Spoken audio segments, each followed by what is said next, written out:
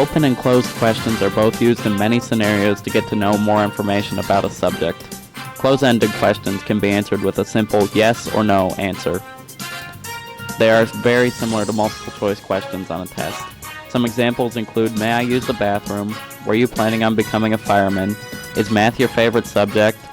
Or some of them can also be harder to answer, such as, is 1 in binary equal to 1 in counting numbers? On the other hand, open-ended questions require more than one-word answers, and usually can come in the form of a list, a paragraph, a few sentences, an essay, and more. Because they require more depth and greater response, they are helpful in finding out more about a person or situation, and they are very similar to extended response or essay questions on a test. Some examples include, what are you planning to buy today at the supermarket? How do you go about booking tickets for a flight?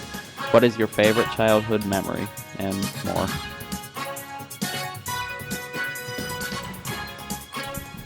Background information gives the audience the history of the subject. Having background information helps the audience understand the scope of the topic, and it helps the reporter know what needs to be said about the subject and any information about relevant subjects. Background information is important, but is not intended to be the main focus. It is only used to support the topic of the piece. What kinds of background information should be used? If the subject is a person, background information should pertain to things such as their gender, culture, politics, and societal impact. If the subject is a location or event, the information should be in the realm of the subject's historical significance, economics, and politics. With background information, the audience's views of the subject may change since they know more about it.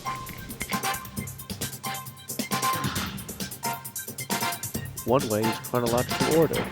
This format presents the facts of the order in which they happen. In many cases, which are histories, feature stories, annual reports, corporate biographies, and minutes of major meetings are written this way. Another way is inverted pyramid.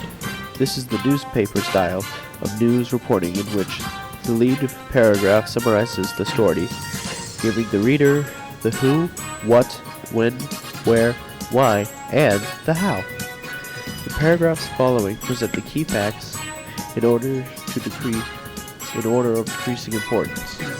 You can use this format in journal articles, company newsletters, press releases, memos, letters, and reports.